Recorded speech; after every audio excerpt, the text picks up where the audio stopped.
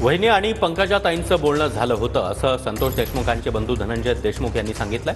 पंकजा मुंडे भेटीला येण्यावरून धनंजय देशमुख यांनी ही प्रतिक्रिया दिली आहे। आम्हाला न्याय मिळायला हवा, त्यासाठी सगळ्यांनीच प्रयत्न केले पाहिजेत असं देखील धनंजय देशमुख यांनी म्हटलंय।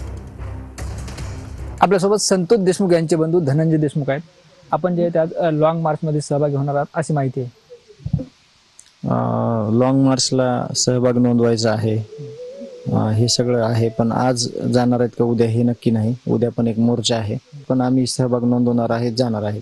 पंकजाताईंनी असं वक्तव्य केलं की ही घटना घडल्यानंतर त्या परिस्थितीत मी देशमुख कुटुंबियांची भेट घेण्याचा प्रयत्न केला, मात्र देशमुख कुटुंबियांनी विनंती केली की आता परिस्थिती चांगली नाहीये, येऊ नका। ती मोठा डोंगर पडलेला आहे आमच्या दुःखावर, म्हणजे काय दुःख आहे ते असं व्यक्त होता येत नाही।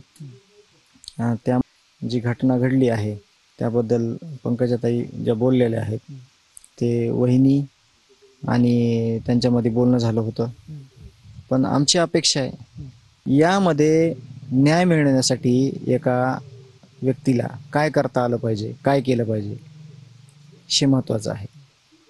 जसं की सगळे लोकप्रतिनिधी काय करतायत, न्यायासाठी ज्या भूमिका घेतलेल्या आहेत त्या भूमिकेमध्ये सगळ्यांनी यायचं काम केलं पाहिजे आणि आम्हाला ती अपेक्षा आहे। रोज नवीन एक प्रकरण समोर येत आहे, तर माझी एकच इच्छा आहे की या सराईत गुन्हेगाराची टोळी आहे ना, याच्यावर अजून एखादं कुठलं तरी विशेष कलम टाकून यांना कायमचं इतक्या लवकर संपवता येईल तेवढं संपवून टाका, अशी माझी विनंती आहे।